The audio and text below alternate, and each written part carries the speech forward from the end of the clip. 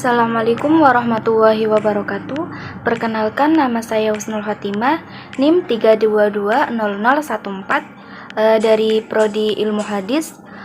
Di sini dalam video ini saya akan menjawab pertanyaan UAS atau ulangan akhir semester pada mata kuliah Ushul Fiqh. Oke, langsung saja saya akan menjabarkan pertanyaan-pertanyaan ulangan akhir semester pada video ini, di mana pertanyaan yang pertama itu, apa sih yang sudah Anda pahami dari masing-masing tema ulangan akhir semester ini? Dari yang sudah saya pahami, di situ sudah dijabarkan mengenai materi Al-Quran dan As-Sunnah, mengenal usul fikih, hukum syara, qiyas, ijtihad, dan metodologi ijtihad. Dari materi pertama yang saya pahami yaitu materi usul fikih. Yang pertama tentang hakim, mafhum bih, dan mafhum alaih, di mana hakim itu sumber dari hukum atau hukum, yaitu apa yang bersumber dari hakim menunjukkan atas maksudnya pada perubahan mukallaf. Mafhum fi yaitu perubahan mukallaf yang menyangkut hukum, sedangkan mafhum alaih yaitu perbuatan mukallaf yang perbuatannya itu menyangkut atau melanggar hukum. Hukum syar'i itu titah Allah yang berhubungan dengan tingkah laku orang dengan mukallaf dalam bentuk tuntutan atau pilihan untuk berbuat dan ketentuan-ketentuannya. Jadi yang saya pahami, pembuat hukum syar'i dalam pengertian Islam adalah Allah Subhanahu wa Ta'ala, yang dimana Dia menciptakan manusia di atas bumi ini, dan Dia pula yang menetapkan aturan bagi kehidupan manusia, baik dalam hubungannya dengan kepentingan hidup di dunia maupun untuk kepentingan hidup di akhirat.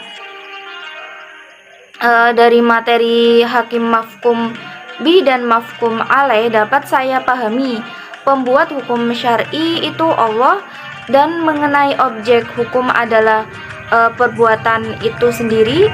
Hukum itu berlaku pada perbuatan dan hukum pada zat. Oke, lanjut mengenai materi Al-Quran sebagai dalil dan sumber hukum Islam. Di situ dijelaskan mengenai mukjizat, sesuatu yang tidak bisa dijelaskan dengan logika ilmiah, yang merupakan kekuatan luar biasa yang berasal dari perbuatan Allah yang Maha Kuasa. Pesan hukum dalam Al-Quran yang pertama itu pesan hukum di bidang peribadatan relatif banyak dan terperinci atau tafsili. Ini karena urusan peribadatan itu bersifat ta'abudi, tidak ada ruang bagi pertimbangan rasio dan tidak berubah lantaran terjadinya perubahan tempat dan waktu. Yang kedua itu tujuan pesan hukum di bidang peribadatan adalah mengatur tata hubungan antara perorangan individu dengan Allah Subhanahu wa Ta'ala. Pesan hukum di bidang non peribadatan relatif sedikit dan global atau ijmali. Ini karena urusan peribadatan itu bersifat ta'akkuli, terbuka, ruang bagi pertimbangan rasio, dan memungkinkan untuk berubah lantaran terjadinya perubahan tempat dan waktu. Tujuan pesan hukum di bidang non peribadatan adalah pengaturan tata hubungan antara perorangan atau individu dengan perorangan atau individu lainnya dalam sistem kehidupan bermasyarakat, berbangsa, dan bernegara. Terus sebagian ayat-ayat Al-Quran yang mengandung pesan hukum diturunkan lantaran adanya peristiwa atau kasus tertentu yang terjadi secara nyata. Oke, materi mengenal usul fiqh. Fikih itu secara bahasa artinya paham. Menurut Imam Abu Isyab, sesuai yang dijelaskan di materi, fikih itu artinya samar. Pada dasarnya, fikih itu memahami secara mendalam mengenai tingkat keyakinan, al-wahm atau dugaan 25%, al-syak ragu seimbang, ad-don dugaan kuat atau 70%, al-yakin itu yang 100%. Ilmu fikih itu posisinya dugaan kuat atau don. Fikih secara istilah itu mengetahui hukum-hukum syariat dengan dalil-dalil yang terperinci dengan cara istidlal. Sedangkan menurut hukum Syafi'iyah, usul fikih itu memahami dalil-dalil fikih secara ijmal atau global dan secara mengambil manfaat. Nas yang berisi perintah pada dasarnya untuk kasus global. Nah, kalau fikih itu terperinci, nah dari situ menghasilkan rukshoh hukum fikih, misalnya sunnah, wajib, makruh, haram, dan lain-lain. Mengenai kias sebagai sumber hukum, kias itu mengkira-kirakan atau menguji sesuatu atau membandingkan, menyamakan mengenai mengambil contoh atau pelajaran. Jadi kias itu menetapkan hukum untuk masalah yang baru yang tidak ada di Al-Quran atau As-Sunnah dengan menggunakan adanya persamaan. Di situ dijelaskan rukun kias. Di situ juga dalam materi tersebut dijelaskan tentang rukun kias, yaitu tentang as-sunnah, al-farqu, hukum yang tidak ada dalam Al-Quran dan sunnah, illah dan asal. Keempat ini harus ada dalam hukum kias. Contoh, keharaman arak kan sudah diterangkan dalam Al-Quran dan as-sunnah, dan hukumnya juga berlandasan keduanya. Kemudian arak tersebut disamakan dengan adanya air perasan anggur yang sama-sama memabukkan. Dari materi kias dapat saya pahami mengenai adanya pembaruan jika terjadi masalah-masalah baru dan diketahui hukum dan tidak diketahui hukumnya. Oke, selanjutnya tentang ijtihad dan istinbat. Ijtihad itu kerja besar mengerahkan seluruh kemampuan dalam memperoleh hukum syara yang bersifat praktik, sedangkan istinbat itu pola penalarannya, atau menurut Abdul Hamid Hakim, ijtihad adalah pengerahan kesanggupan berpikir dalam memperoleh hukum dengan jalan istinbat atau menarik kesimpulan dari Al-Quran atau As-Sunnah. Contoh objek ijtihad dan istinbat yaitu masalah yang tidak punya landasan nas secara spesifik, masalah yang tidak punya landasan ijma, masalah yang landasan nasnya bersifat zoni atau wurud. Di situ juga disebutkan mengenai metode ijtihad, ijtihad bayani, ijtihad atau istinbat yang pada dasarnya bertumpu pada kaidah-kaidah kebahasaan.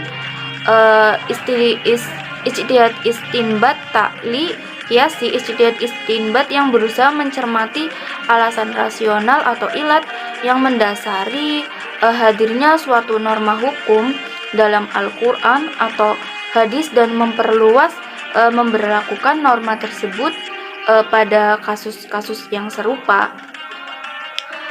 Ijtihad atau istibat istislahi, ijtihad yang menggunakan ayat-ayat Al-Quran atau hadis yang mengandung konsep umum sebagai dalil atau sandaran.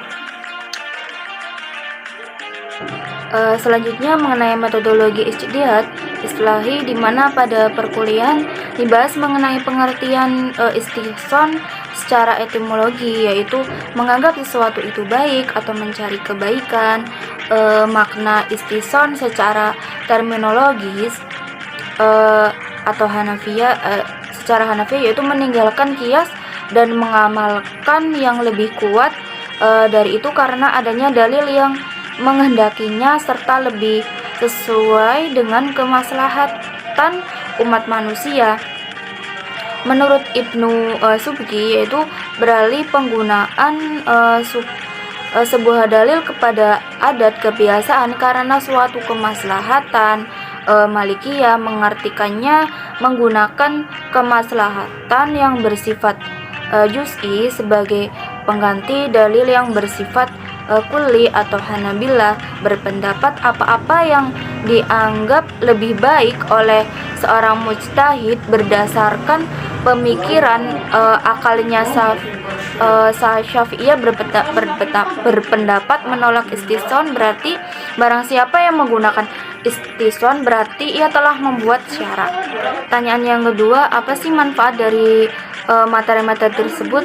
Tentu belajar usul fikih itu sangat bermanfaat karena belajar hukum fikih itu wajib agar kita mengetahui hukum-hukumnya, dimana yaitu sebagai benteng pelindung terhadap syariat Islam, karena usul fikih menjaga dalil-dalil syariat dari penyimpangan dan kesalahan dalam istinbat. Terus metode yang memudahkan dalam mengambil kesimpulan hukum istinbat pada masalah-masalah cabang fikih dari sumbernya. Terus menghindarkan seseorang menetapkan hukum menurut hawa nafsunya karena mengetahui metode dan kaidah istinbat serta cara berijtihad yang benar. Hal ini karena bermunculan para mujtahid dengan metode ijtihad yang berbeda-beda, memberikan standar dan syarat-syarat yang harus dimiliki seorang mujtahid, sehingga ijtihad hanya dilakukan oleh seseorang yang mampu dan tepat. Di samping itu, bagi masyarakat awam melalui usul fikih, mereka dapat memahami bagaimana para mujtahid menetapkan hukum baik yang disepakati atau yang diperselisihkan, dan pedoman dan norma apa saja yang mereka gunakan dalam merumuskan hukum-hukum tersebut. Menentukan hukum melalui berbagai metode yang dikembangkan para mujtahid, sehingga berbagai persoalan baru yang secara lahir belum ada nasnya dan belum ada ketetapan hukumnya di kalangan ulama terdahulu dapat ditentukan hukumnya.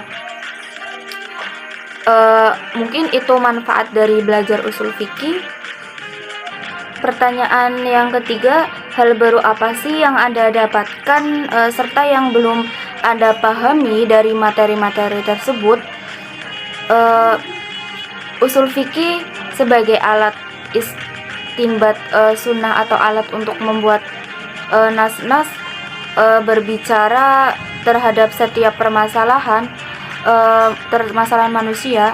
Tentu saya mendapat hal baru seperti fungsinya mampu berbicara dan menjawab setiap masalah manusia, bukan terbatas pada masalah hukum saja, tapi pada semua aspek kehidupan manusia.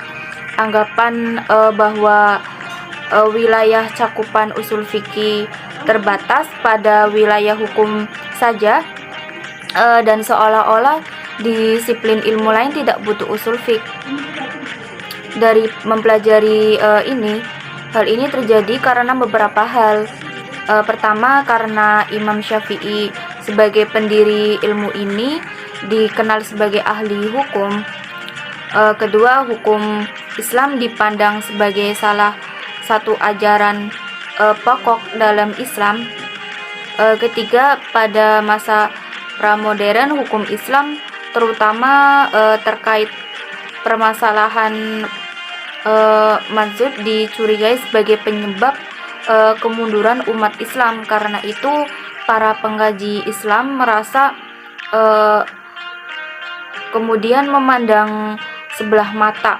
Jadi dalam mempelajari usul fikih ini saya mendapatkan hal baru untuk menjawab pertanyaan-pertanyaan yang belum saya pahami sebelumnya. Untuk bab yang belum saya pahami yaitu mengenai bab kias, karena dalam memahami kias saya masih belum paham sekali. Alhamdulillah pertanyaan-pertanyaan untuk UAS dapat saya jawab. Mungkin kurang lebihnya mohon maaf. Wabillahi taufiq wal hidayah. Wassalamualaikum warahmatullahi wabarakatuh.